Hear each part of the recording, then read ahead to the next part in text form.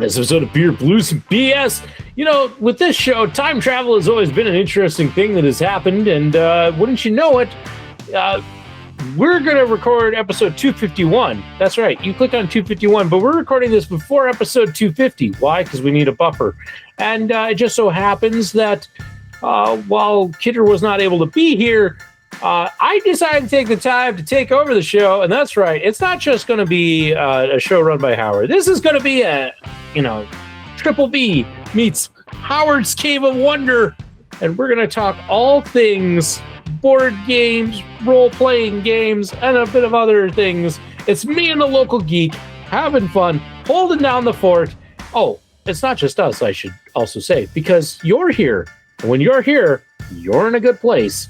Welcome to the show. It's Howard Blues and V-Mark Kidder. Pour a cold beverage, pull up a seat, enjoy time with friends. Triple B! Well, the Triple B sucks. Okay? Come on. Whatever, man. This is Beer, Blues, and BS. Online at beerbluesbs.com. Good evening, ladies and gentlemen, and welcome to Beer, Blues, and BS, the podcast known for card drafting, dice chucking, miniature painting, and all sorts of stuff geeky. At least when Mark Kidder isn't here. That's right, I am your host, the living embodiment of Charlie Brown, Howard Blues, here, not with Mark Kidder, but with my co-host for the evening, none other than the Triple B Brewmaster, my brother in board gaming, the local geek. Local geek, how you doing this evening? Hey, Howard, I'm doing good. It's a little cold out and windy, but, hanging out with you, talking board games, it's going to be a good night. Yeah, it should be fun. We're doing this as kind of a special off-night recording because, hey, in the timey-wimey scheme of things, we're recording this before the big episode 250, and I know that episode was big at this point. So we needed to add to our buffer. So Local Geek was kind enough to join me, and we're gonna talk some of the gaming stuff that we love that, Kidder usually just tunes out on. Although, in an interesting thing, before we get to everybody's favorite segment, I have to show this. I don't know if you saw this. Breaking news.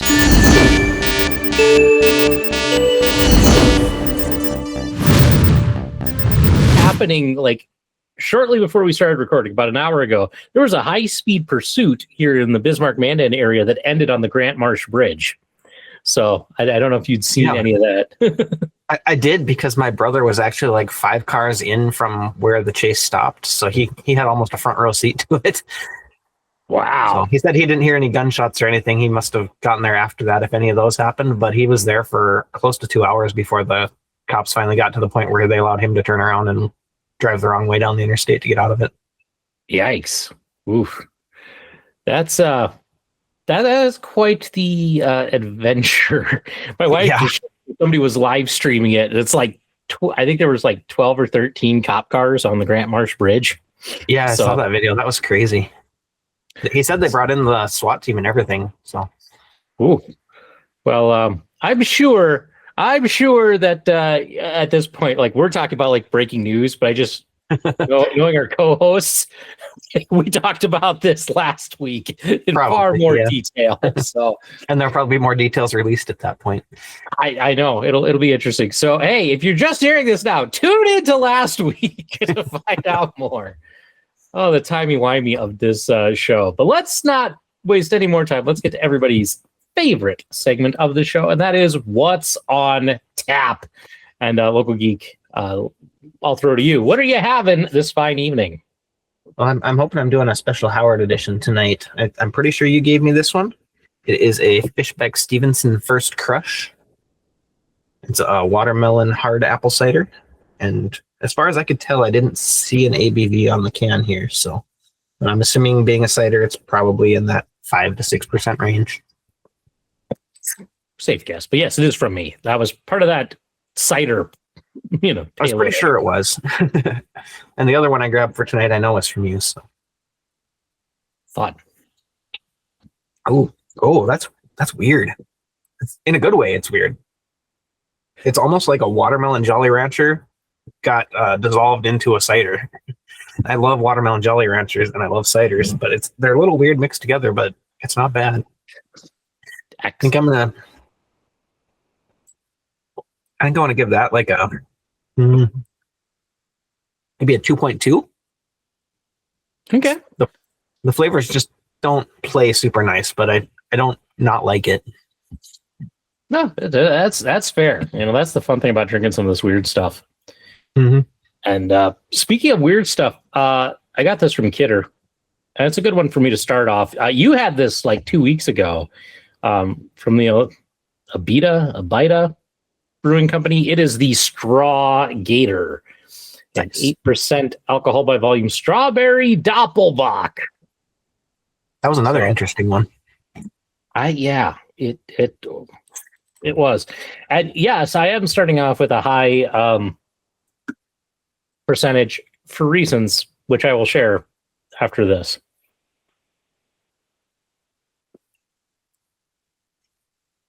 Whoa. That is weird.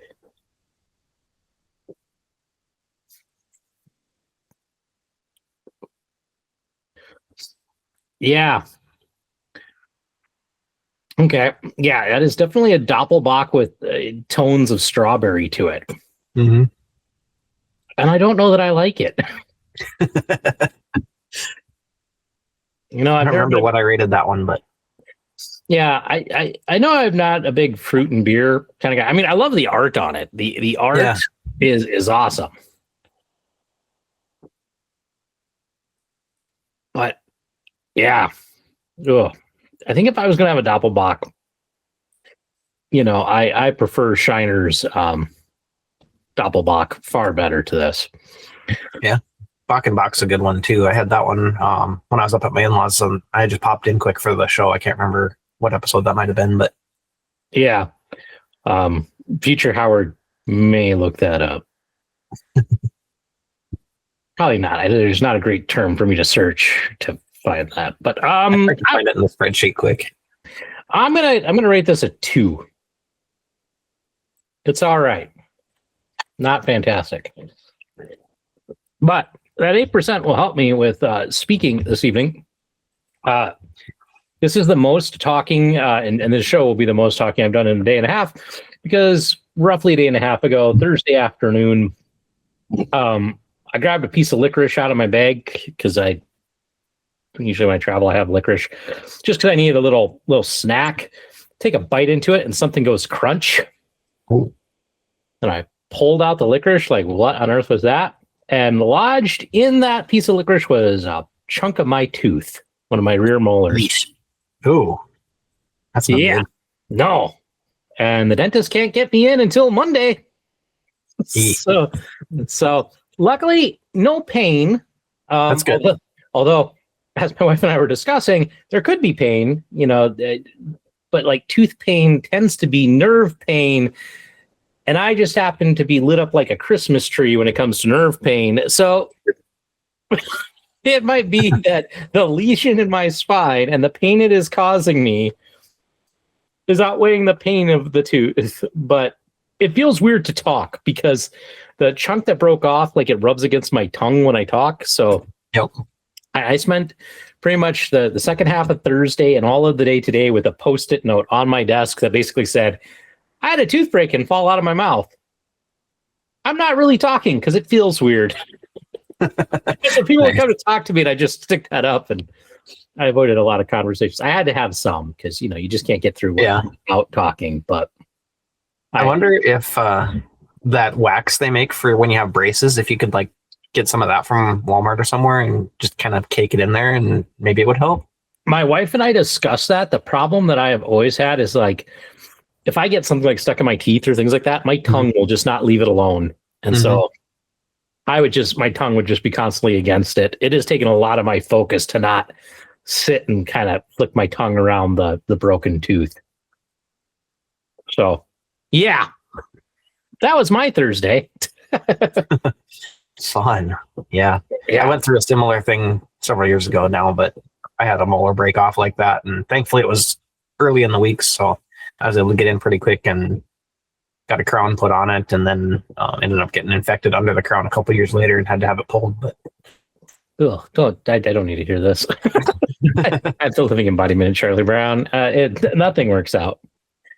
Kind of like today with the snowstorm and all of that. I had to take my car in for oil change, and I checked the text I got from the company that I had my reservation with, and they're like, "Yeah, Bismarck Motor Company and Hyundai of Mandan." I'm like, God. So I had to drive over to your neck of the woods.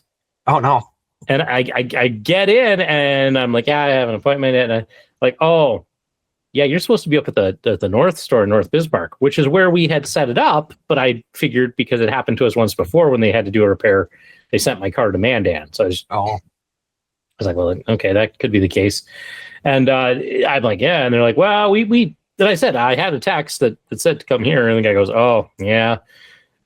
For some reason, our text system every now and then tells everybody, to go, like he said, it was sending everybody to the north. Now it's sending everybody here. I'm like, wow. They're a lot smaller for here. Yeah.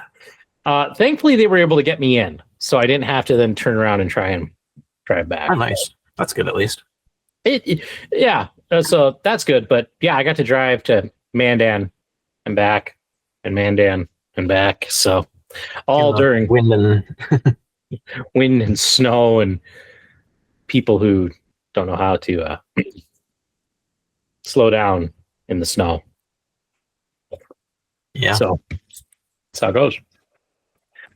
But that Bachenbach was 186. Okay.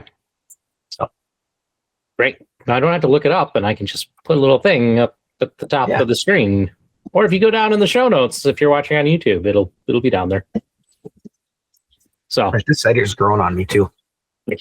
It's starting to, the flavors are starting to work. I don't know if it's because I'm about halfway through the can now, or if it just my flavor profiles are kind of working with it now. Yeah. This one is not growing on me. I'm just hoping the alcohol will kick in. So, well, so I know I'm going to hint at this in the opening, which I haven't recorded yet. So again, timey-wimey. But the idea of this episode, why it's just me and the local geek, is a chance to kind of have Howard's Cave of Wonder take over, and a chance to talk board games and RPGs, and the local geeks even got a new thing going on. So maybe we'll start with that, local geek. Do you want to talk about your new adventure?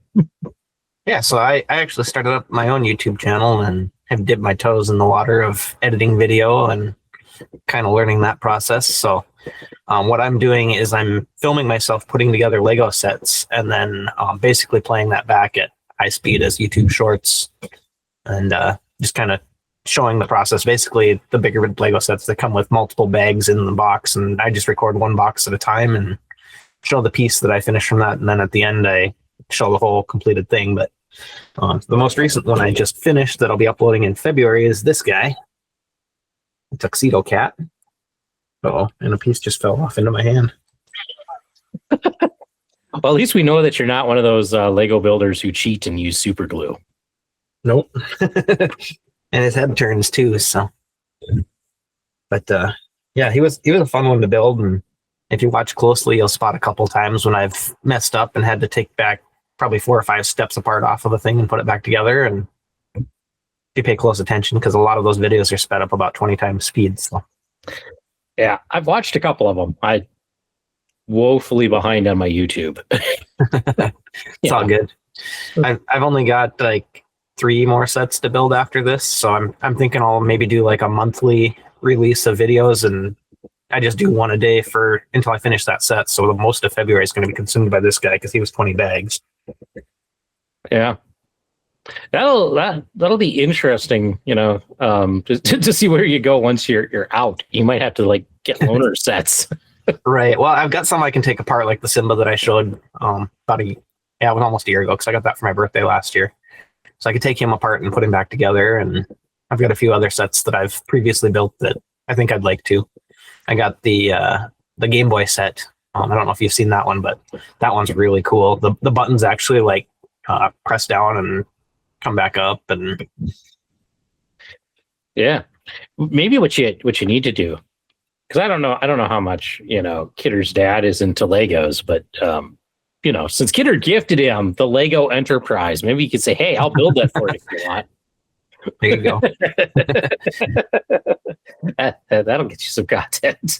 The other thing I'm finding that I need to figure out is a backstop basically for the back end of my videos, so that I don't have to crop out like my living room couch if my wife's sitting at the couch watching TV while I'm putting them together. I don't have to black her out, things like that. I had a few videos where it was very obvious that she was there, and I just kind of put black bars around the edges of the video, and it works, but it's ugly. Yeah. That would be, the nice thing is that you should be able to find stuff that works. Yeah. But yeah, I'm thinking if I can just put some kind of a backstop back there, it'll work. And it's just a matter of kind of figuring out what I need to do and kind of a learning process as I go through it. So, that's how anything is with YouTube and such. So, but hey, Lego builds, those could be pretty popular. So hopefully you've been getting some views with it. It's been pretty slow. I'm hoping this cat one will kind of kick it off a little bit more though. Cause I did the Flintstones Lego set for the first one that I put on there, and the very first video had no audio or anything behind it. And then I started putting some of the DRM free music on there, and gives it something in the background at least while it's playing. Yeah, I've been trying to keep them to about a minute just because I don't think people's attention will hold on just watching somebody assemble something for much longer than that without anything else going on. Yeah. And truthfully, the ones that I've seen where people have done that, they tend to then like talk over them or, I've thought about doing a long form like that, but my problem is they're all recorded in like the vertical format for shorts. So if I try to put that in there and do a long format with it, it's not the right format really for that. But I thought it'd be cool to take like the Flintstones one as an example and just kind of do a speed build of the entire set and then talk about, Flintstones is one of my favorite cartoons, always has been, and maybe talk about some of the history of it or things like that. Yeah, it'd definitely be doable. So, and the other thing to think about with filming it in the right kind of perspective and such is, it would take some practice to get it figured out. But if you moved the camera further back, so that you caught like more of the scene, and it might be smaller then, but then you could zoom in. Only problem then is you're going to lose some of the resolution and detail the more you zoom in. Yeah. That's the problem I have when I paint miniatures is, if you get too close or you zoom in too much, then the quality goes. Yeah. And I can't say that I'm a master of it because if you've ever watched any of Howard's Cave of Wonder proper, you will constantly see the model drop out of frame or get blurry or. Yeah, that's the other thing I struggled with. I've kind of gotten it down now where I try to set the pieces I do it in a cookie sheet. Yeah. And I've tried to set the pieces down on it and then just kind of snap them together that way instead of holding them in my hands. And that's been working, I think, pretty well. Yeah. It's amazing how you get into a habit with certain, like, here's where for me with painting, where I hold it and how I rest my hands on the desk and such. And so you add a camera, and a lot of times my camera is between my legs and between me and the model. So my arms go from being kind of, a little bit more relaxed to kind of spread further apart. And yeah, it's a challenge. There are things I could do to maybe do that better, but I don't have the equipment or the right cameras to pull it off. Yeah. And that's an investment, and it's one of those discretionary spending has not been Yeah. I just ordered a light box to take a final video of the pieces as I finish them, and I set them on my wife's cake decorating Lazy Susan, and I just give it a spin and record basically a 360 view of the piece. And yeah. So for anybody who's listening who maybe wants to go out and check out your videos, what's the name of the channel? Local Lego Builder. So I kind of took a play on the local geek, and Yeah, and I'll put a link in the show notes so people don't have to remember by the time we get to the end of this episode. What was his name of his channel? It's down there, so go check it Thank out. Yeah, gotta share the love. That's Yeah. in our very small community here. So And I welcome any feedback people have for it, positive or negative. So yeah, I mean that's kind of what you have to do. Doing Howard's Cave of Wonder. It's amazing how sometimes I'll make a comment and then like I get some snarky response to it. I'm just like, okay. Like I mentioned the first time that me and a buddy played through the game Massive Dark. And I don't know if we had a rule wrong or if our setup was wrong or something, but we got creamed right off the bat in this game. And and I mentioned that story in there, and somebody put, if you got whomped in that, maybe you should go back to checkers. Okay. I mean, you're trolling me, but I don't really care. right. Yeah, I haven't played that one, so I'm not familiar with how that one goes. But Massive Darkness, it's a dungeon crawl game. It has a second edition, and the second edition is better because when you choose your class, each class has its own mini game to run its kind of like special abilities. So it's a dungeon crawl, but then you're also kind of doing this mini game to charge things up or to make special attacks or things like that. And it's much better. The first edition, which is what we played, didn't quite have that. So it was still a dungeon crawl, but it was very like keyword based and it was all right. But the second edition has done very well. The only thing that's kind of weird about the second edition is just some of its theming, at least the one that came out, Master Darkness 2. It's a very heaven hell themed one, except the angels are kind of the good guys or kind of the bad guys in some of them. Like one of the big bosses is like the angel Gabriel, and you're just like, what? So it's one of those. I think I picked it up originally not because the gameplay inspired me, but because it was by Simon, and they did a crossover pack where you could then use all of the or a good chunk of the monsters and heroes in Zombicide. So I was like, oh, okay. I like more heroes, more monsters.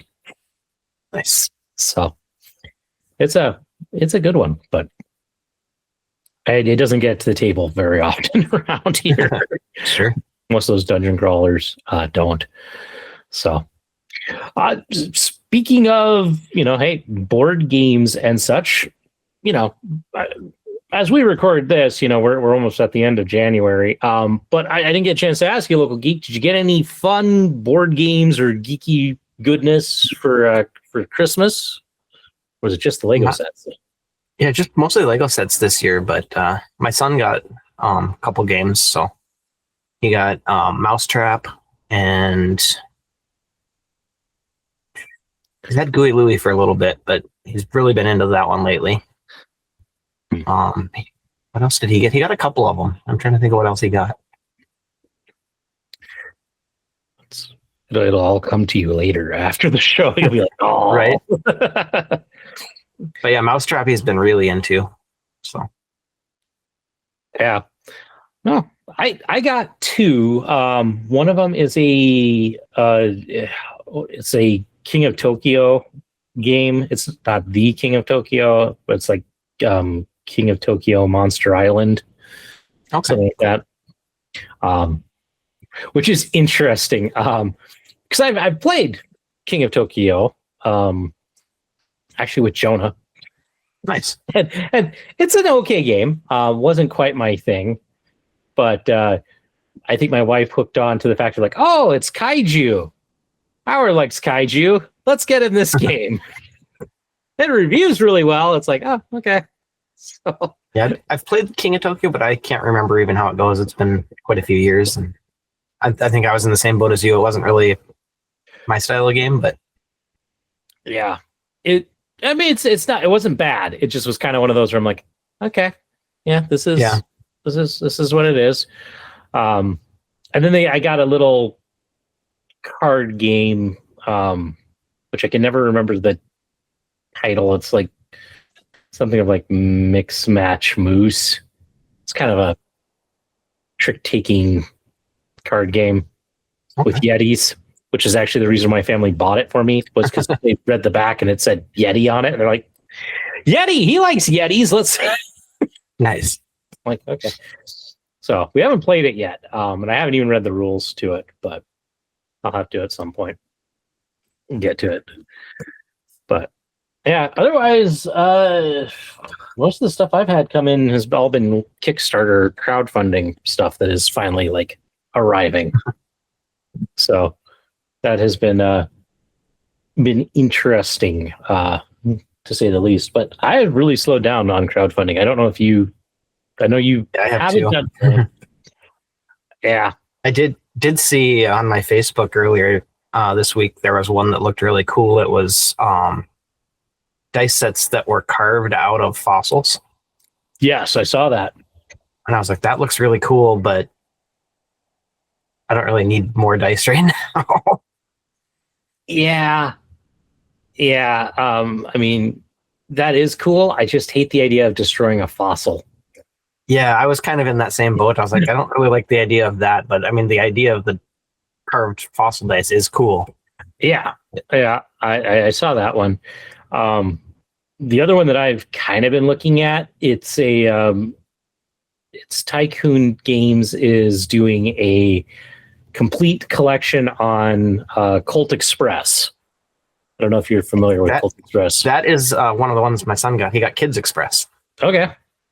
Yeah, well, the adult version is up on Kickstarter right now.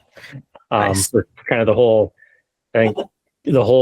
kit and caboodle. So I think like 149 gets you every expansion they ever did, and a big box to store it in, and all of that. So nice. Yeah, he's been liking that one too. He hasn't played it quite as much, but yeah.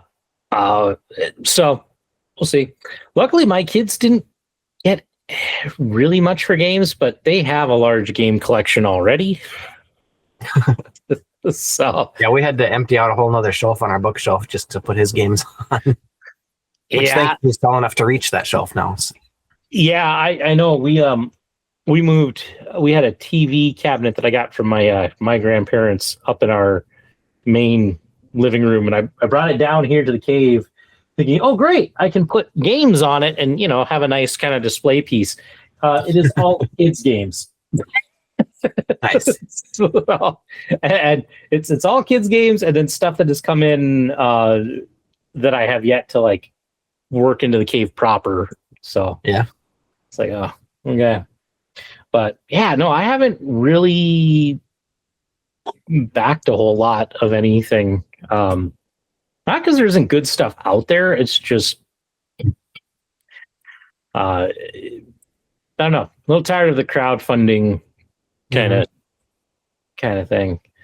So it doesn't mean that something good doesn't come around. I wouldn't be interested, but not a lot has come around. Although I did read an interesting article that it wasn't well written, but it was talking about how a majority or there's a large amount of crowdfunding campaigns for STL files for 3D printing, and how a lot of them is just very sexually explicit or cheesecake as some phrase models. And the guy was like, yeah, we get it. We gamers have an issue. I'm like, man, I haven't been on there long, but I don't tend to look at like Kickstarter campaigns for models, but I don't have a 3D printer. So, right. Yeah. So, but as the guy on the podcast who does have a 3D printer, you printed anything out recently? I have not. I haven't used my printer in probably close to a year now. Just haven't had anything that I've really felt the need to make. Yeah. It's kind of piled up with stuff right now. I gotta clean my desk off one of these days. Yeah. This was the other kind of really geeky thing I got. It is a dice tower. Nice. But yeah, in a nice kind of iridescent filament. So as I turn it, it changes colors. Yeah, that's cool. It is very cool. My kids have used it more than I have. Of course.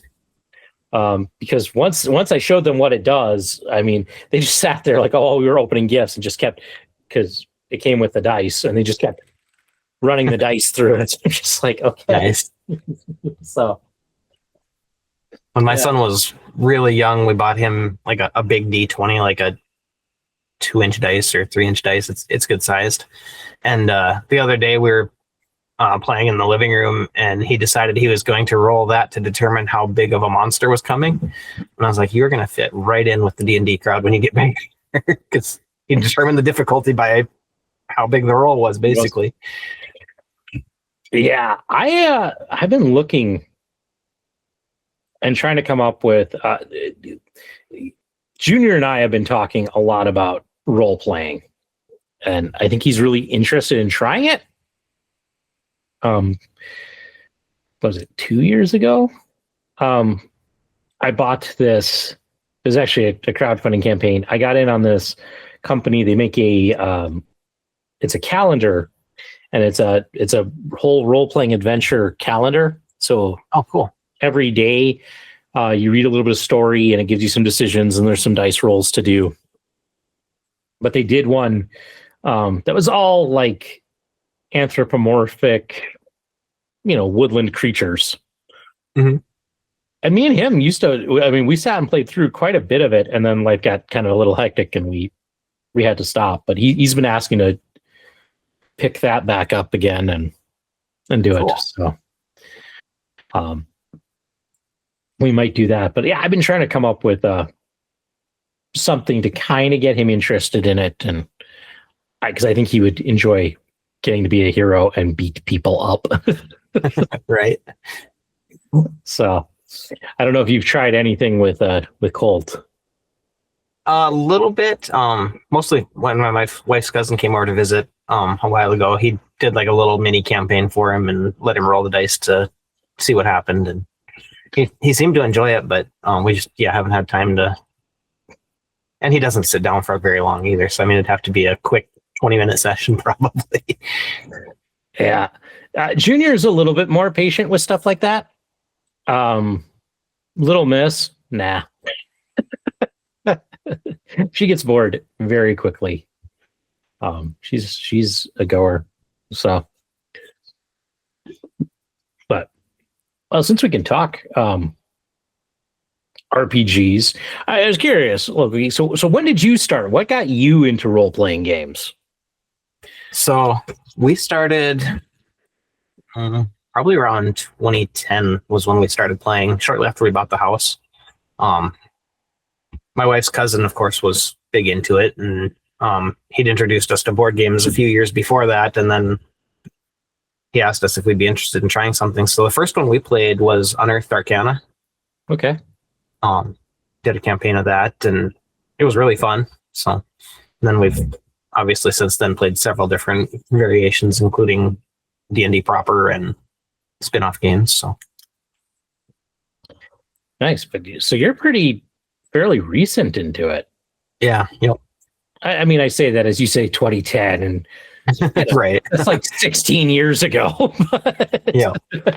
Yeah. I mean, we played like Magic the Gathering in high school on the lunch tables and stuff too, but yeah, no, because I go all the way back, middle school, 8th grade, was when I was introduced to it. And it was 2nd edition was what I was playing. Oh, wow.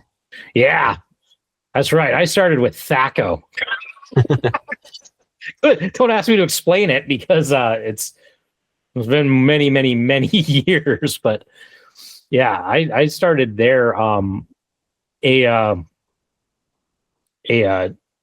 kid in our school was trying to get my good friend Pat, who I've talked about before on the show, nicest guy in the world, to play because it's Pat, and he wasn't going to say no. And Pat was kind of like, I don't know, D&D. I don't know if that's my thing, and I may have kind of wormed my way in and said, well, if you do it, hey, see if Fred wants another player, and I'll join too.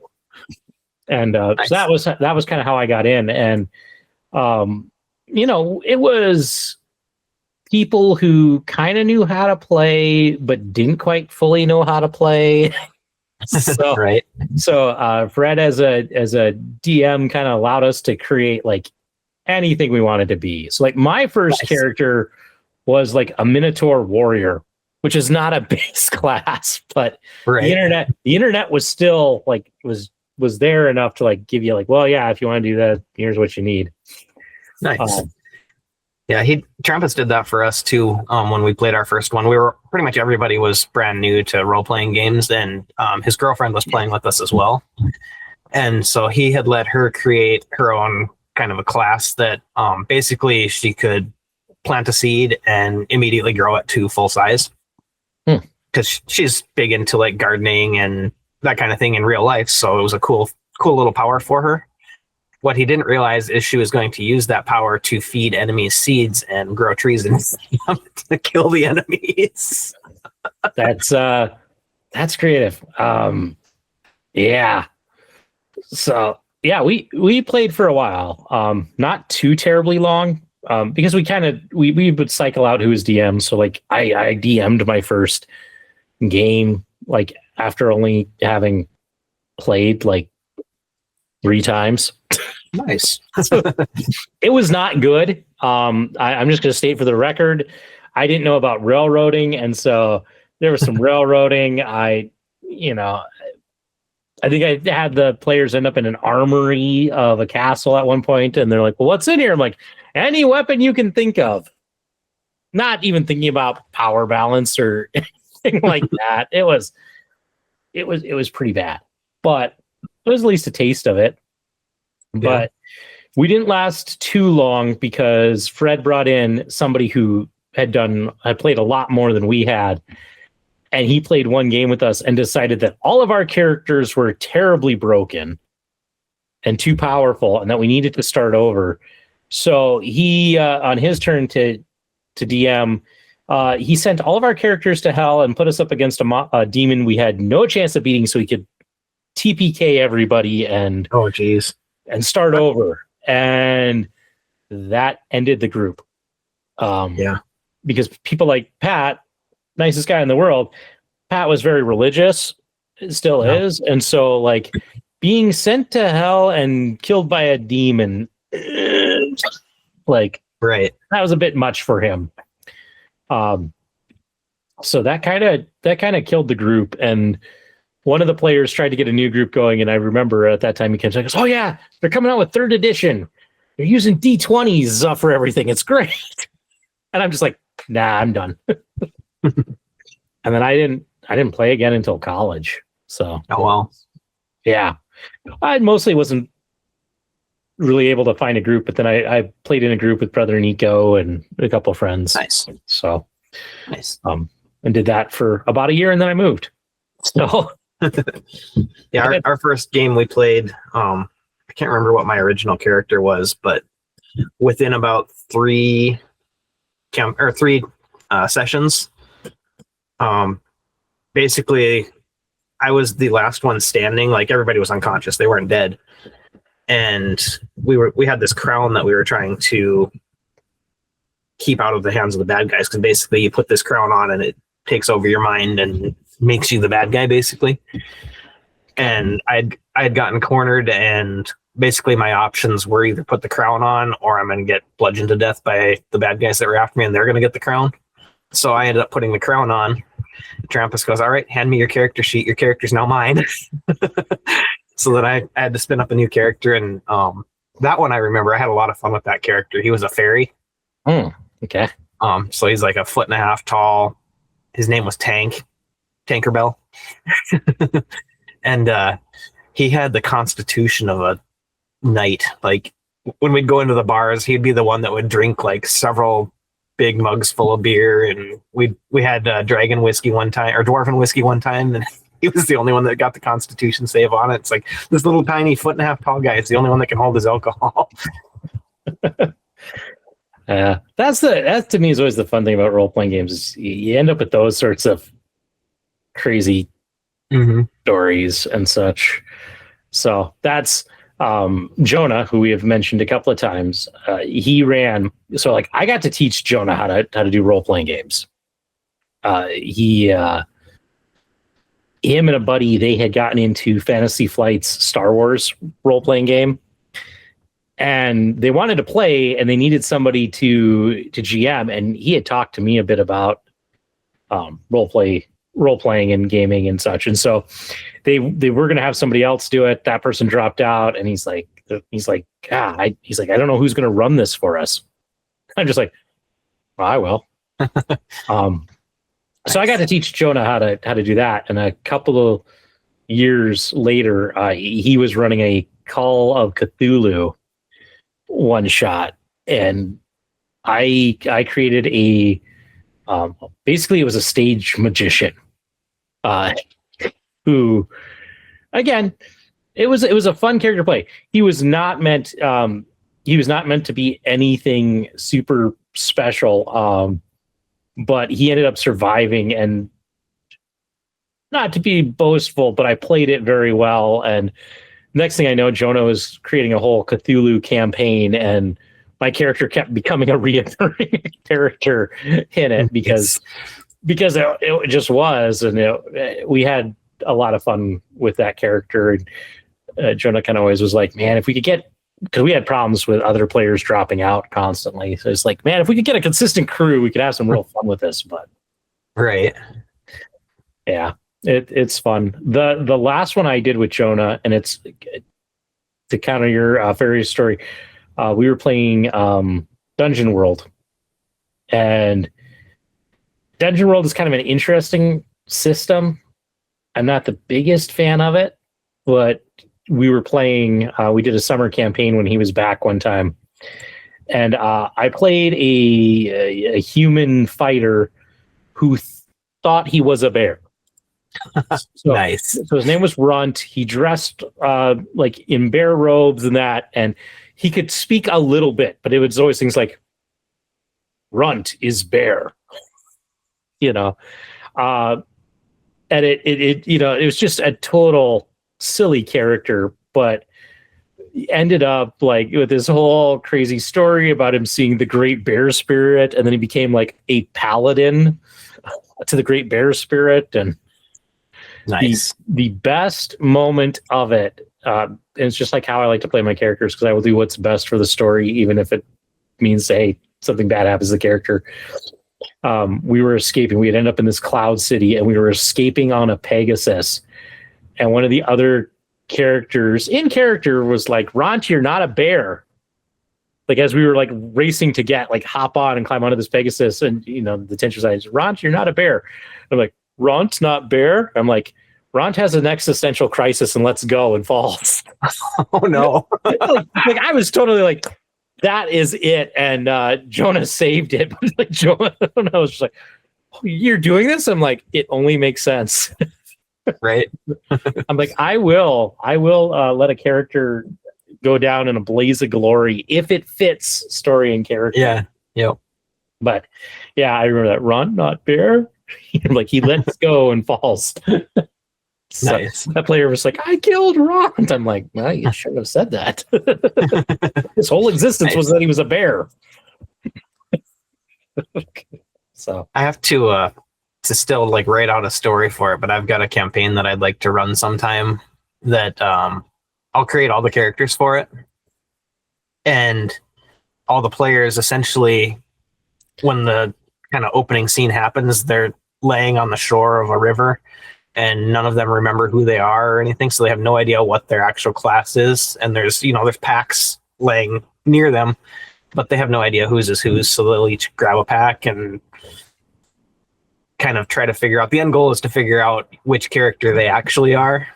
Interesting. Like a wizard has basically wiped out their memories, is kind of the premise of what happened. And so, there's going to be a bag that's going to have a loot, and that'll be for the bard, but who knows, the barbarian might get it and try to play the loot and destroy it or something.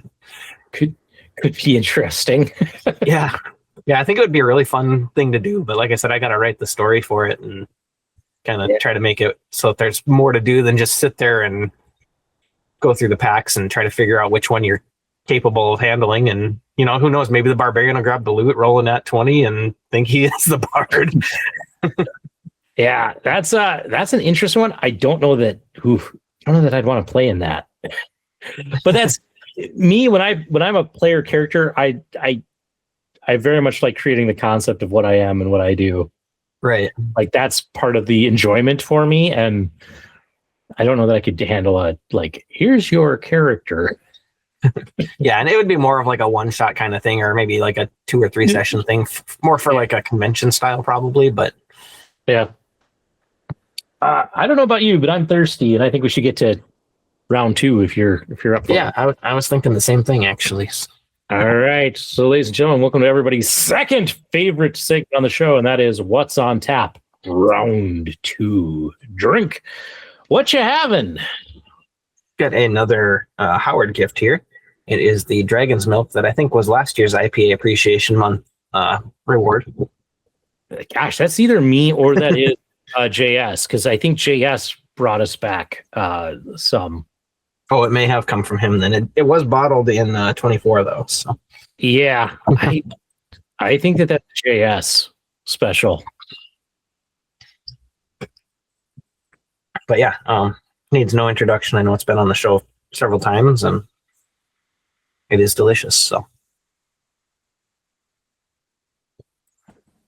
oh yeah, definitely on a cold day like this, that hits the spot. I'm gonna give that like a 3.7. Nice. And that's the reason I wanted to have the cider before having this big heavy one, because I know this one's just going to destroy my palate. So. Well, I'm hoping that the first one that I had doesn't destroy mine, because this beer has been very highly rated by those of you who have had it, and I'm finally just getting around to it. But this is from the Drecker Brewing Company out of Fargo, North Dakota, and it is their key lime pie. Nice. The slang du jour. So it's a sour a la mode. It is the malt is pale two row oats. The hops are Hallertau or Tau Blanc. The guy who would actually know is on the other side of the screen. The flora is Lactobacillus culture and house ale yeast, and the gimmicks are key lime, apple, granola, lactose, and cinnamon.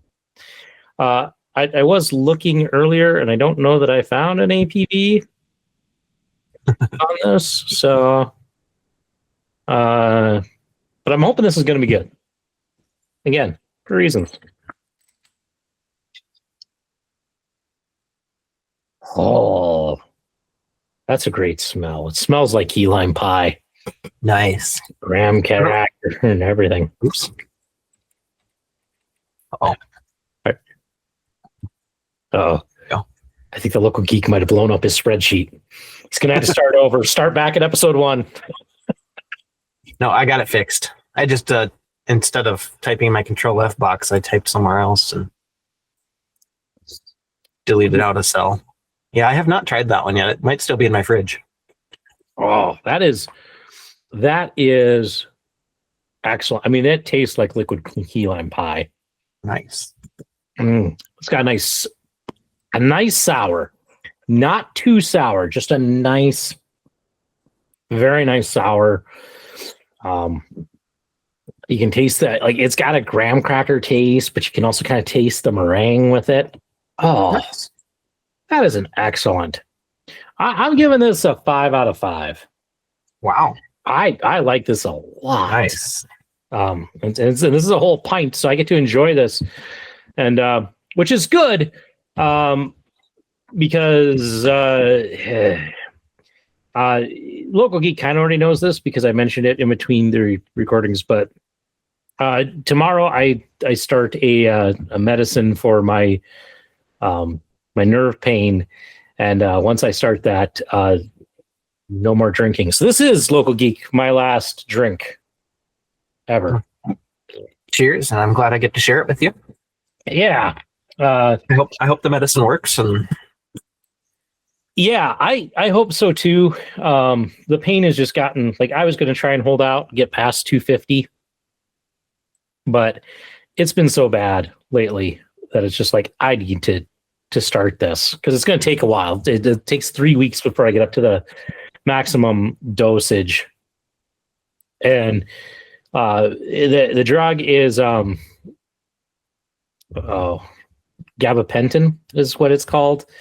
And because it's for controlling nerve pain, it does that in the same way that a lot of alcohol does. So the problem is that when you mix alcohol with it, it can increase the side effects. Sure. So kind of like drinking too much beer. And it comes, unfortunately, one of those side effects is it can slow down your breathing rate, and you can actually have a respiratory overdose. Oh, that doesn't sound good. It doesn't, and that's why I'm just going to stop drinking at this point because I don't need to risk it. Right. So yeah, it's a bit of sad news on that. I still have a lot of beer and alcohol, and hey, since we're in kind of a Howard's Cave of Wonder kind of mood, I'll give you a little thing, Local Geek, on a future episode when we have kind of all of the Bismarck-Mandan crew on.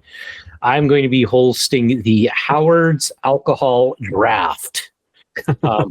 I will get a list together of what I have left and let you guys draft what you want out of my remaining stock.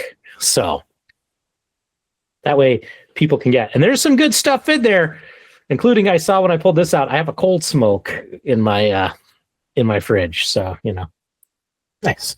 I still got some of those, so I will let JS or Kidder have that. But yeah, it's it was one of those things that when the neurologist prescribed it and told me to look into it, I looked into it and I was like, oh, I think this means I'm done drinking. And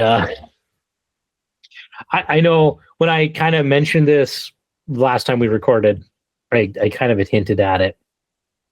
I was very doom and gloom such, but I know some people are like, well, there are NAs and things like that. And I'm like, not that NAs are bad, but I don't know that there's enough NAs out there that I could make this show interesting. And I really only drink on this show. This is not going to be like a huge life change for me. It just really means like, I don't get to participate in what's on tap. I mean, you still can. You just got to find something else to have. And that was kind of my thing and I've been trying to think about it lately. Like, what can I find? Do I find more crazy things like the mushroom jerky? Do weird snacks. I was even contemplating, one of my favorite foods is deviled eggs. Do I just maybe try and find crazy deviled egg recipes? There's a Malort deviled egg recipe. Yeah, I'm waiting to see which one of you guys get stuck with the shot of Malort I have in my house. But, I might try and find something like that where it's like my thing is like, hey, I'm going to make, I made 2 different deviled eggs and that's what I'm having for what's on tap. I'll come up with something. Yeah. But I mean, you could always throw in an NA beer once in a while, and because I know there are some good ones out there. I know Athletic has quite a few good ones. Yeah, I might. We'll just see. As I said, I'm trying to be positive about it, but it's kind of one of those things where it's like, there are things that I like. If my pain hadn't been as bad this week as it had, I was going to try and hold out as long as I could.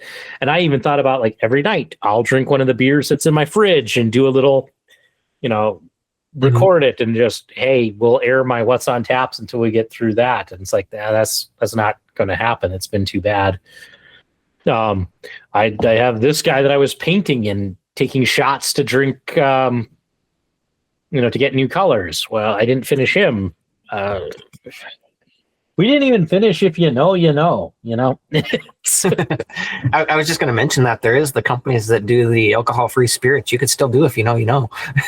It wouldn't be nearly as fun, I'm sure. But we're right. And that's part of it. So and those I'm pretty sure are not as good as like a shooter. They're meant more to make like a cocktail with or a mocktail. I mean, listen, we have done If You Know, You Know with stuff that was never meant to be. I mean, that's fair. So there's some sadness with it, but as I said, I got to do what's best for me. And yeah, for sure. I've been living with this pain for, in February, it'll be 5 years.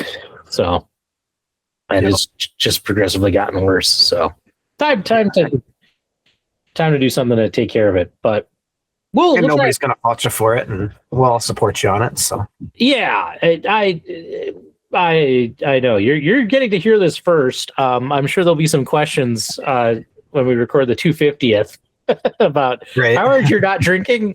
I can't anymore. It's sad in some way. Right. So I that's why like tonight I tried to choose the two things in my fridge. I'm like, okay, if I'm going out, I at least want to try these things. So I'm glad. And on the note of those snacks, one idea that could work for you for quite a while is the Asian market has tons and tons of different kinds of potato chip flavors that are obviously not available here. Yeah. As I said, it might just be that Howard has something weird and unique every week. I can't promise I'll have anything for the 250th. We'll see. But I'm going to try and come up with stuff because I want to continue to do that. And, what's on tap? Kidder's the one who named it and created it, but I'm the one who took it to where it is now. Mm-hmm. Because like what's on tap was just kind of this like little cheeky thing where we're like, oh, we'll talk about what we're drinking. But I mean, we weren't drinking anything crazy. Right. For the first 5 episodes, I think for the first 4 episodes, it was just like, oh, here's what I'm drinking tonight. It was a throwaway segment. And episode 5 is where I'm like, I'm going to bring in interesting. Let's start drinking stuff I wouldn't normally. Is that where you had the Chimera? No, it was a coffee beer from Boulevard. Was the first time that I went crazy with stuff. And not that was like super crazy, but yeah, it was a coffee beer. Right. Yep, steep drop. Yeah. And after that, it was just kind of like off to the races. I think I even talked about it then. I'm like, I'm going to try and bring in a different beer every week and try and bring new stuff and try this. And it's become, as I said, I think it is our most popular segment. And I mean, you could go the soda route too. I know you kind of started that when you were going through your last bout of sickness where you tried a bunch of different sodas, and between Cashwise and Cracker Barrel, there's quite a few weird sodas out there. Yeah. One of the things that I've seen recently in a couple of my, when you're doom scrolling and something comes up, there's like a whole subgenre, and it just still ties into Howard's Game of Wonder. For those who like, hey, we came for that. Now you guys are talking.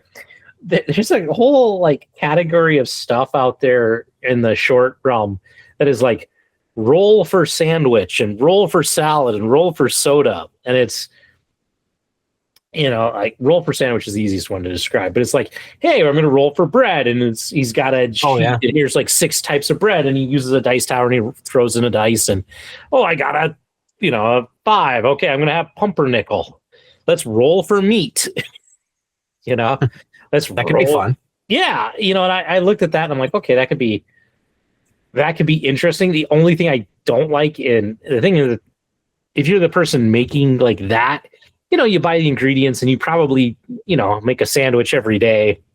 Right. You can get through all the ingredients. When we record every other week, that gets a little bit harder because then you have to try and keep like supplies around and keep them good. And right. You could have like a couple of pre-made sandwiches and other types of snacks and have them numbered, say 1 through 6, and roll a D6, and that's what you have for that round. And hopefully you don't roll it the same next round. Yeah. I think if I was going to do it, the way that I would do it is that I would do the rolls like the week before.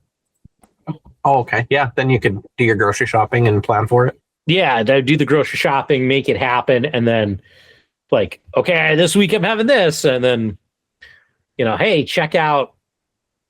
I'd also then probably like put the rolls like, I'd probably just do that separately, make it one of our weekly shorts. Like, there you go. Hey guys, we're rolling to see what Howard's going to have this week, and yeah, and then you could have those sandwiches throughout the week for work too, or whatever. And except I don't eat lunch.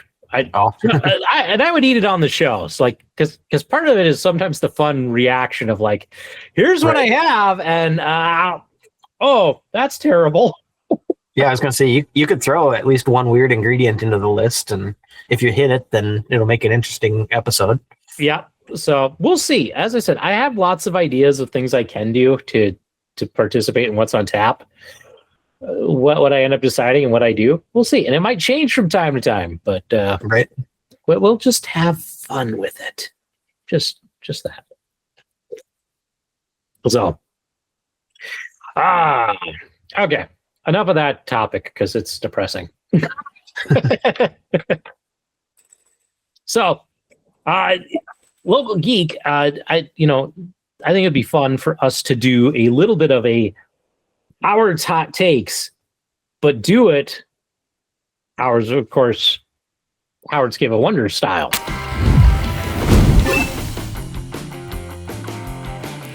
For those who've never been part of Howard's hot takes, usually the way this works is we have more people. I ask questions that are meant to hopefully create a controversial answer. We try to answer as quickly as we can so that it makes it a little bit more controversial. And we just kind of see where we go with that. I got 5 questions. That's all we need here. Question 1. What is the best board game mechanic? While Local Geek is thinking, and I'll give him a little bit of time. For me, it's card drafting. I love a game where you get to draft cards. I don't know why. There's something about getting to see the hand of cards and choose and kind of set my strategy. I love it. It's enjoyable. I was going to go a similar route actually with tile drafting. So like Suro, where you have a few tiles in front of you and you place to kind of set your destiny. Or Trail at House on Haunted Hill, you don't get a set to choose from. You just draw off the deck. But I like those ones where you kind of build a different game every time you play it. Yeah, that's also a good one. I like that. Man, worker placement is like right behind that. It's like that's good too. I love me a good. What's your favorite worker placement game? Unfortunately, I will admit I do not have a lot of them in my collection, and I wish I had more. For me, I really like Lords of Waterdeep, although Everdale is right behind it on there. I forgot about Waterdeep. Puerto Rico's really good too. I like that one. I don't really like Puerto Rico. Oh. Here's a hot take for you. I played it once with Trappist and got trampled. Yeah, he is very good at that one. That was one of those where played it with him, and it was like, oh, I know this is supposed to be like an amazing game. People talk about it, and he just trampled. I'm like, this is not fun. And it might just have been the situation, but yeah. All right. Question 2. What is the optimal number of players to have with the board game? So, yeah. I want to say it kind of depends on the game, but I would say typically between 4 and 6 is where I like to be. Especially with like D&D style games, you get any more than that and it just takes too long between turns. Yeah, I'm right there with you. I'm in that 4 to 6 range. I once, though, had a campaign where I think we had 7 or 8 players. And then I was running. This was, again, Fantasy Flight Star Wars. And luckily, we had that many because we had that many people interested. But it was set up where people could come and go. So we didn't necessarily have everybody every week. Yep. We did that one time with Numenera too, where we had it set up where we had that big of a group, but typically there was a couple people that wouldn't show up one week and then a couple other people wouldn't show up another week. So typically we were still in that about 6 people range. But yeah, and the other thing, and especially with that, my general take with especially within role playing games, and the thing that I like to do, because I find that it helps move the game. I like to give a player, like when I'm dealing with that, I try and give up like one player, like, here is the situation, or a couple of players, like, here's the situation you're in, and then I'm going to leave it as a cliffhanger, like, you know, kind of one of those, like, you're in the room and all of a sudden the door gets kicked down and here is this big bad you guys have been chasing and he's caught you in a trap. Okay, well, you guys are thinking about what you want to do. I'm going to move over here and we'll play over here. And it's just so that those players like have that time to think about it. Yeah, come up with it, and it's not a like and it just kind of keeps it going. And if you're doing it all, like when I really could get it to sing, I had cliffhangers going constantly. Nice. And they quickly got resolved, you know, as we made it around, but it kept things moving. It's one of the things I love to do. Nice. Yeah, Trampus did that with that game too. There's one scenario that is very memorable where we had gotten into this like a tower basically, and it had a basement area. And as we entered from the basement area, they looked like chickens, but they were humanoid sized and had like human arms. And he goes, there's 2 of them coming up the stairs carrying benches. The rest of them are grabbing benches. What do you do? And then he moved on to the next people. They figured out what they're doing. It's like, wait, they're grabbing benches? Because, you know, they were going to clobber us with benches. Yeah.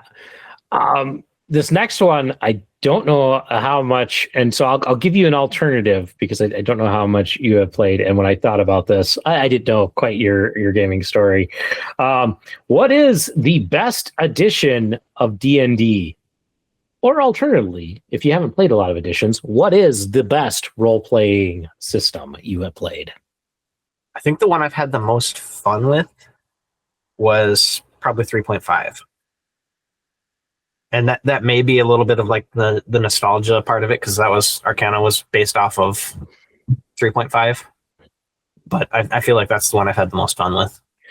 So that's a good call. For me, I have the controversial one because I'm a big 4th edition D&D fan, which is like hated by everybody. Yeah, I was gonna say I've never played 4th because we played 3.5 up until 5 came out, and then we started playing 5.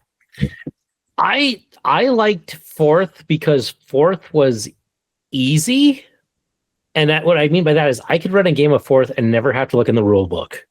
Mm-hmm. Like the rules and such on that were just so well done that it's like, oh, how do you do this? Well, of course, you do it this way. Like I never had to look up a rule, and I really liked that. You know, I understood that system very well, and I liked the powers because it always felt like you had something to do. I often say that 4th edition would have done better if it was named anything but D&D. If you would have taken that system and just created it as its own system, I think it would have been. Much better, but it's not the case. All right, question 4. What popular game do you look at and go, no? So what's a game that is, in your opinion, overrated or not worth the hype?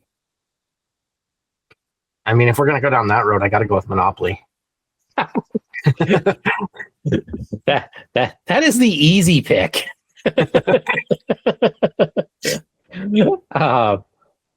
Sheesh. And for me, and I've been thinking because there's like a lot of things that I sit there and go, Catan is another one that's more in the gamer circle that I feel like is a little bit overhyped. But and that would have been that's my pick was Settlers of Catan. I don't know, that game just has never appealed to me. Mm-hmm. It I think it's because there's so much of it is like negotiation, and yeah. It's not one that I can say I have enjoyed. I haven't played it much, but I also would just say I've only played it a couple of times, and it didn't really do a lot for me. Yeah. Monopoly, though, I mean, I will agree with you. I used to, when I was a kid, insist on being the banker. When we'd play Monopoly mostly with my cousins, I would always insist on being the banker. And then whenever I got tired of the game, which was pretty much once all the properties were bought, because after all the properties are bought, it's a slog. I would then deliberately and very openly cheat. So somebody would throw a fit and quit, and everybody would be done, and we'd end the game. Because Monopoly just never ends. I mean, yes, it does end, but it is. It generally takes forever to end unless you have people that are willing to basically barter to the point where everybody can build hotels, and then it goes pretty quick. Yeah. I don't know. I have never enjoyed. But here, fun fact for you though, local geek. At one point, I owned 3 copies of Monopoly. At the same time. I'm pretty sure we owned several as well, because when we worked at Target, I know we owned regular Monopoly and the Target edition, and I'm pretty sure we had at least one other edition too. Yeah, I had them. I had them because I was, as a teacher, you get them so that you can do it for econ. So, yeah, my son got Pokemon Monopoly is another one of his Christmas presents he got. That one's not nearly as bad as regular Monopoly because there's no buildings on the properties. It's just you go there and hunt for Pokemon. And if somebody owns all of the properties of a specific color, they just have to pay you to go hunt Pokemon on the property. There's no way to raise the rent. Interesting. All right. Question 5. And I think this is a good one. And I when I thought of it, it's like, yeah, between Derek and I, we can easily come up with things. What is the game that you are waiting for your son to get old enough and you're like, we will play this once you are old enough? Like, what's the game that you're just waiting on to play with him? It's got to be Betrayal at House on the Haunted Hill. That's one of my all-time favorites, and I'm afraid at this point in his life it'll probably give him nightmares. So,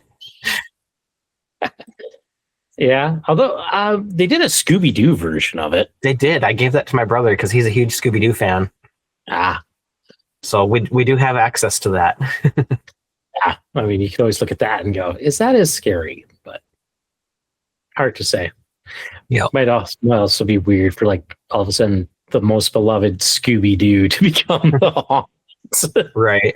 Well, and he's just in the early stages of being able to read, so he's going to have to be able to read before he can play too. Yeah, I've been using the whole you have to read in order to play that to get my son into like I'm using that as a motivator. Like, nice. Like, you need to learn to read because as soon as you can read, look at all the games you can play. For me, I think it is. There's a lot of them because truthfully, I haven't had much of a gaming group for many years now. So like I'm excited to play anything with him. But if I had to pick something, I'm looking forward to playing things like I have a Batman game that was done by Monolith Games, and you get to play as Batman, and one guy gets to play as the villains, and you get to go around, beat them up. Nice. It's kind of story driven. So there's that. But the biggest one, and I still need to collect some things / get a 3D printer so I can get pieces because the game is defunct, is Monster Apocalypse. Giant kaiju wrestling. That will be awesome. And Imperial Assault would be good too. Oh, I got a lot of things I want to like.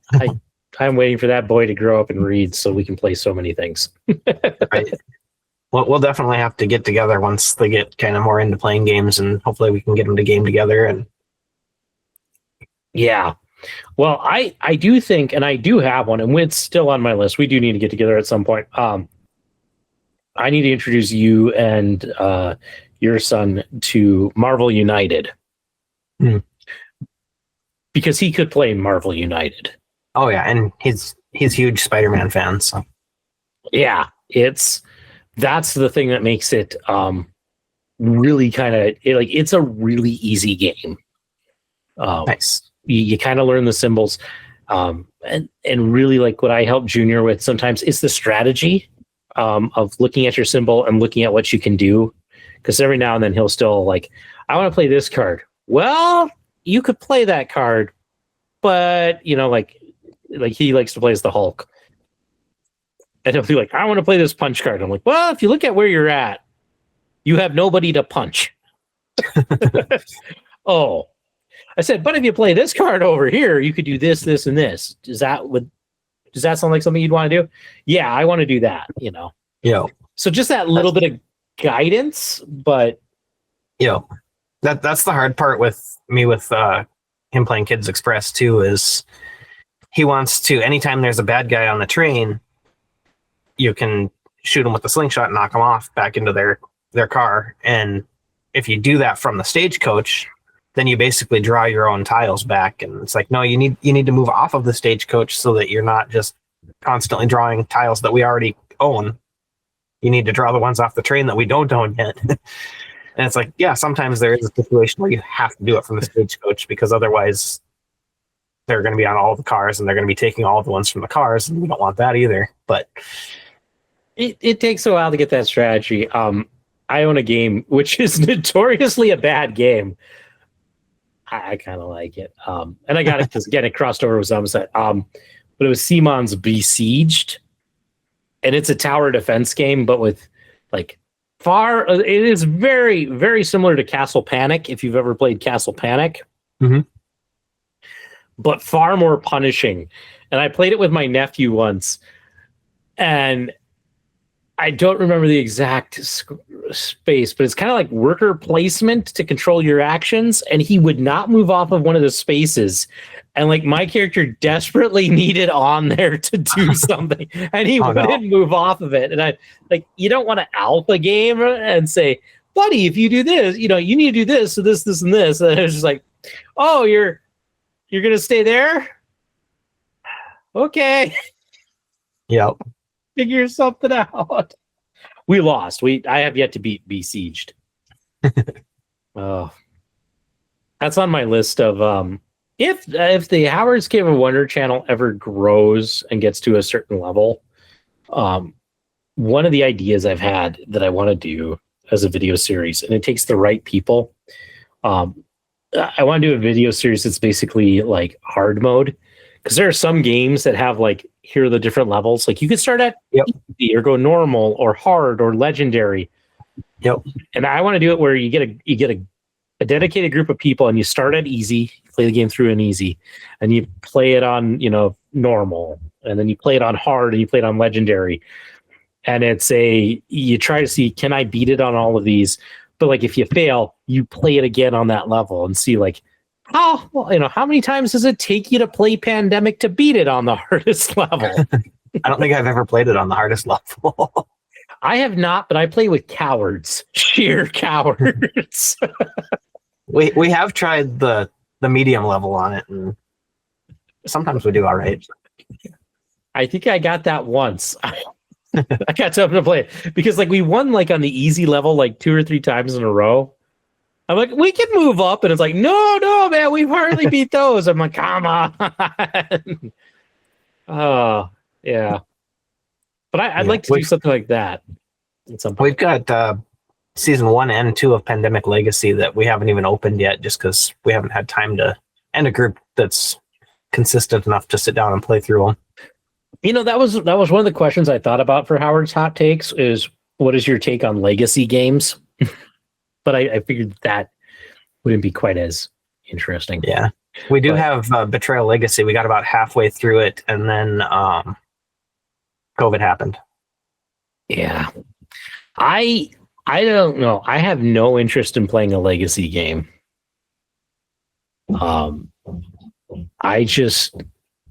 The idea of like permanently marking a board or tearing up cards, like I can't do it. I do like it from the Betrayal, the way they did Betrayal, at least as far as we've gotten. Like I said, we're only about halfway through, but like it starts out as like a log cabin, so there's only a handful of tiles that you play with, and you keep adding more tiles to it as the legacy goes on, and kind of building a backstory of how the house got to be the way it is, which is kind of cool. And then of course when you're done, you just always play as the big house. But Yeah, I don't know. That's one of those gaming fads. I'm like, no, I don't want in on. Yeah, the pandemic one's a little rough because I mean you do literally tear up cards in that one. And Yeah, I don't know. Just that I think it's because I am the living embodiment of Charlie Brown. So, I've seen how I play video games. I can't tell you how many times I've started things like Skyrim or Oblivion or The Witcher, because like I will get so far and then it's like, oh, I don't have time to play this anymore. And a year or two might go by and then I'll load it up because I'm like, oh, I have time. I really wanted to play this. I was having fun with it. And it's like, how do I do everything? What was I doing? And so it's like, I will start over. And I could see myself falling into that trap with a legacy game. Like, yeah, I mean, that's kind of what happened to us with Betrayal Legacy is, I mean, like I said, COVID happened and then one of our players moved out to Portland. And then we'd been playing with Trampus and we played at Dialectic when we played. And in the middle of all that, he quit drinking and didn't really want to hang out in bars and stuff, which that's not a big deal. We could change where we play at, but it was just kind of a culmination of all those things all at once. And yeah, that's things like that make a change. It's I will say, like, my biggest regret about leaving the working at the Science Center was when I worked at the Science Center, I had a game group. Yeah, It's not that I forced the kids to play. It's just they were a bunch of nerds. Yeah. Yeah. And now, like, there are some, and I'm really upset because next week on Wednesday, their first ever Game and Lunch my agency is doing, where they're encouraging employees like, hey, bring your favorite game, board game or card game, and play over lunch. And I'm like, oh, that would be awesome. It's at the same time that I'm going to be in a large tube getting an MRI. Oh, shoot. I'm like, the biggest gamer in the agency will not be there because I'm in a friggin' tube because they didn't decide to tell us until this week. I'm like, here, I thought you were going to say none of your games could be played during a lunch break. some smaller things. I mean, I do have a lot of really big things, but I do have some smaller games. That would be my biggest problem, is trying to pick something that's short enough to play on a lunch break, because most of the ones I really enjoy are, a 2-hour game or so. Yeah, I mean, I got some small things like Sushi Go. That's pretty good. Campy Creatures would be another good one. I mean, like, I got things. Suro would be an excellent. I might even bring like the big board that Jonah gave me. Yeah, Suro was one we always took with us when we went up to PrairieCon in Brandon, because if we finished the session we were in early, we could go sit down and play a few rounds of Suro until the next session of games started. Yeah. So, I mean, I definitely had stuff, but I was just like, the first time you guys do this, I'm going to be in a tube. I'm going to be like so angry as I'm sitting in the MRI, just like, right. I could be playing games right now. I could so be playing games right now. I feel like a couple of your site supervisors at least would kind of be gamers. Like the guy that runs Oscar Zero seems like he would be a gamer type. There's some. I've had to laugh because a couple of the sites have picked up games for people to play, so that you can start coming to sites as a place to play games. Nice. And that's a very cool thing, and makes it really interesting when I get to see, like, on the Posy, when I'm like, oh, you bought this, and this. All right. Those are gamer games. All right. Good choice. Right. Yeah. I'm not sure what makes me think he's a gamer other than the fact that he did the big battleship thing, but he just strikes me as a gamer. Yeah. I don't know that he's much of a gamer. He's a good guy. I haven't picked up that vibe. But I know of a couple of site supervisors or site workers who play D&D. I know of one D&D game in agency. So there's some gamers out there in our group. I think like we tried at one point when we had the Marvelocity exhibit, they were going to do a board game night, and I laughed. I I told my boss, because I saw it last minute and I'm just like, you didn't talk to me about this. I said, look, and I showed her a picture because I have a whole shelf in the cave that is just dedicated to like superhero games. Like, I could have helped you out so much, but that's how it goes. Right. How it goes. And hey, on all of this geeky goodness, the local geek, man, we've been talking for quite a while. It's probably time I wrap this show up. And to do that, I normally, this is where I throw to Kidder and make him do the cheap plugs. I mean, I'm not going to make you do the cheap plugs, even though you probably could at this point. So I'll just hit it very quickly. But hey, if you've enjoyed this show and all of this geeky goodness and talking, I know this isn't our normal topics and banter. You could feel free, and yeah, Kidder, I'm going there. You can feel free to check me out on my other YouTube channel. That is Howard's Cave of Wonder, where I talk painting, gaming, and all of that goodness. Come check me out there. Give a like, a follow, and all of that. I try. It's been mostly in my vlog, but I try and work in some humor. If you enjoy laughing at somebody geeking out about stuff, it's a good time. It's a good time. And I'm going to reiterate, because again, I can do this with cheap plugs. Make sure to check out the Local Geeks new YouTube channel, Local Lego Builder. Yep. So go check him out as well. Give him a like and a follow to see some great Lego builds. And here's the great thing. They're shorts. They're all shorts. It'll take you no more than a minute to watch some of them. So it's not a huge...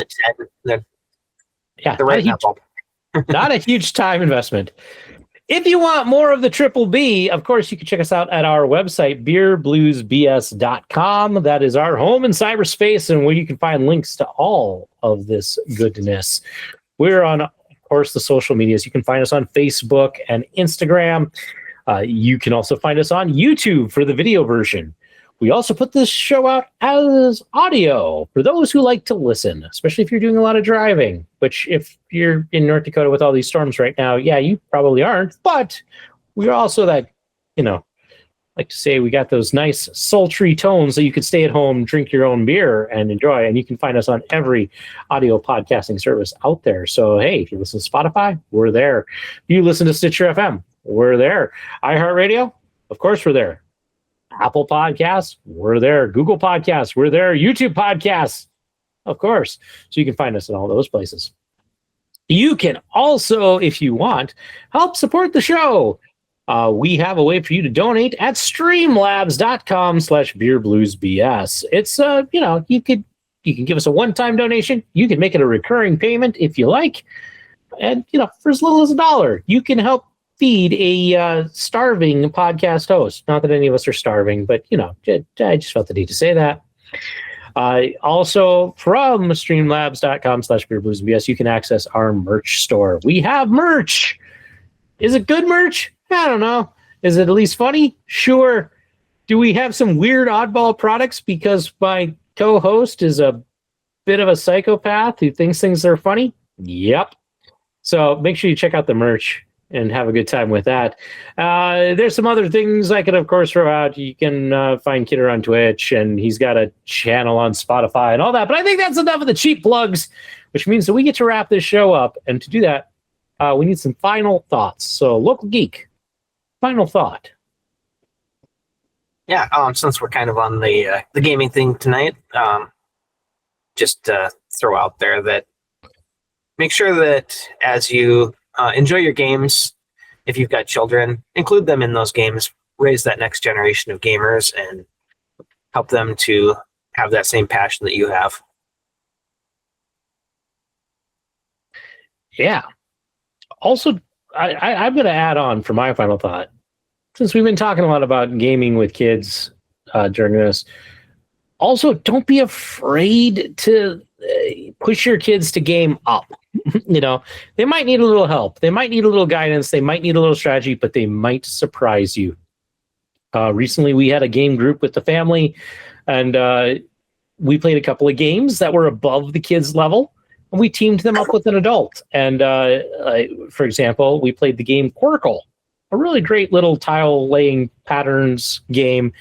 At Junior and I were partnered together, and Junior made some big moves. I was really impressed with him. It's a game for ages 6 and up. He's 5, almost 6, but he played very well. And, you sometimes got to trust your kids. They're smarter than you think, and they comprehend a lot more than you think. So make sure you include them and have all that fun. So yeah, playing off the local geeks and such. And with that, I have to thank my co-host for tonight, the local geek, for joining me, talking all this gaming goodness on this Howard's Cave of Wonder takeover of the Triple B. We'll have to do this again sometime.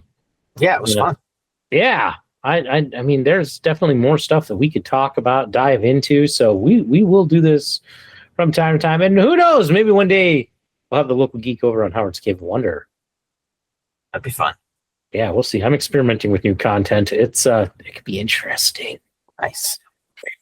But with that, trying to play like a board game arena type thing too sometime. Yeah. Although like my computer can hardly run this this Google Meet. We'll have to see. There's things I have stuff I'd like to do with that channel. I'm doing more with it because why the hell not? And with that, I had to say the things that Kidder always ends this show with. Let's see if I can remember them. It's been a while since I've had to close out a show. But keep your glass at least half full. There will be free beer tomorrow. And we'll catch you all down that dice chucking, card drawing, board game loving Tuscan Highway. Good night, everybody. You have been listening to a UA production of Beer, Blues, and BS. If you enjoyed the show, help others find out about it by rating the show or leaving a review at your podcast listening service of choice. Thanks for listening, and may your glass never be empty.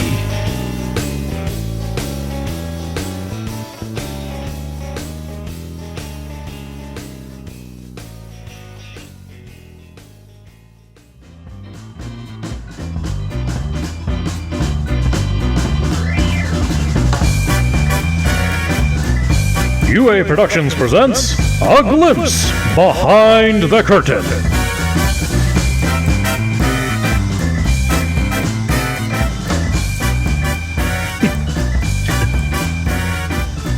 All right. Well, that's an episode. Yeah, that was fun. That was fun.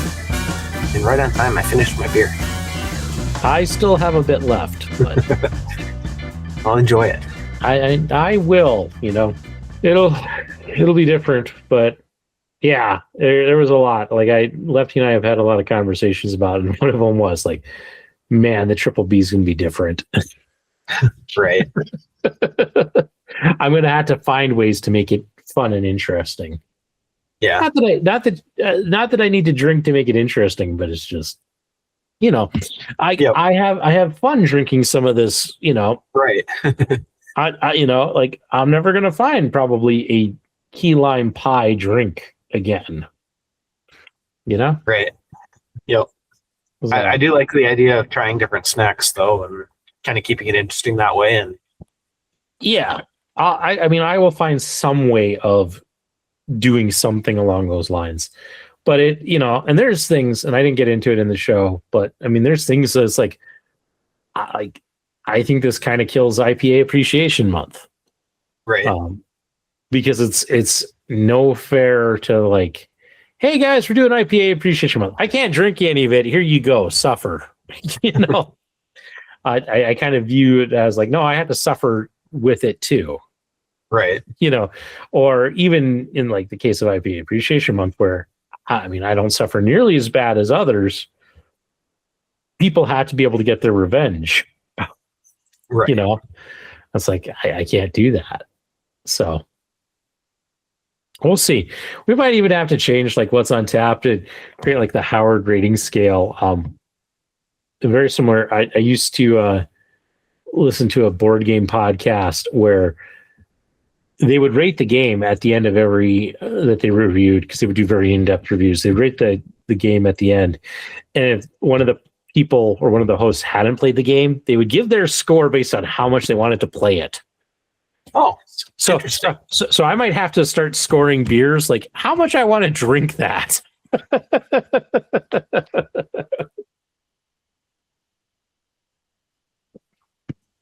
Yeah, it was a very interesting format. It was a very good show. I'm a little sad that it went away. It was good, but yeah, no, it'll be interesting. It'll be interesting to see what happens with the Triple B. But yeah, as I said, I've been seeing all of these interesting like deviled egg recipes lately. I'm like, okay, I can have some fun with this. And yeah, definitely. Deviled eggs are pretty easy to make. Yeah. And there's certainly some weird foods available out there that you can go out and try. Yeah. So we'll just explore. Like I mentioned, the Asian market's got all kinds of chips. Maybe I'll pick up a few bags of those next time I'm there for you and bring those instead of beers. Yeah. Well, and as I said, I am totally planning to do the alcohol draft. Because I think that'll make a great episode. Like, I'm not going to do it on 250, but on a future episode, I will give you guys like, here's the list. Here's what everything Howard's got. You got any tractor beer? I'll make sure Big Bada Boom's there to get that. I don't. I do have a Feast of the Sultan IPA, which was kind of this year's tractor beer. It was. So, and the thing that I'm going to put it as, you guys draft it. You don't have to drink it. You can gift it. You can pass it on. I don't care. But I figured that was just the most gamerized way I could do it. Mm-hmm. Was let's do it as a draft. You guys have the list, and you can go, well, I want this, and I want this, and I want this, and I was trying to think of a way you could do it, like as far as who gets first pick and things like that, for like who swears the least or things like that. But what I'm thinking, and because I also want to change it up so that like somebody isn't always the last pick, right? Like we might do I don't know if I'll put like your guys' 3 names in a hat and I'll just keep drawing, or we'll do a dice roll. I would say a dice roll would work. But I'm going to gamify it some way. And as I said, I got everything from beer to liquor and all of that, and just we'll get it gone. Because otherwise, all I'm going to do is throw it out. Right. Yeah. And as I said, people can gift it, people can do whatever. And some of it, like some things I have, it's like I got a bottle of like Tanqueray gin that was like the tiniest amount. Like it's almost gone. I feel bad for whoever takes that, but but I'll maybe put it out there, and I might put it out to the whole Triple B. And that way, if somebody if Kyle looks at it and goes, hey, Kidder, grab me this. Right. Some people can claim some of those things. So I thought it would be fun, and we can make content out of it at least. Yeah, for sure. And I'm trying to think of other things you could do for if you know too. Yeah, it's hard because if you gotta have it be something you do regularly. Right. And that's what I'm trying to think of, something that would be like shelf stable that you'd be able to eat or drink that you can have for 6 months or whatever without it going bad. Yeah. That's and that's just a tricky thing. Alcohol really is a great thing to have because I keep it down here. It's not cold. I don't have to refrigerate it. Yeah. I mean, jerky would work for it, but it's just, you're not going to get enough of a flavor variety of jerky to be able to give good descriptors without giving dead giveaways. Right. Well, and you need and truthfully, this tells you how much of a I think about these things. Like if I could easily right now there's 7 of them, right? I could easily pick 7 things I enjoy. Mm-hmm. That's not fun. There's a couple of things on here that I hope you guys never call on. because that is fun. Right. You know, I do think about those things. It's like, you know, there's stuff in here that isn't great, and I like every time you guys call on it, it's like, oh man, stop it.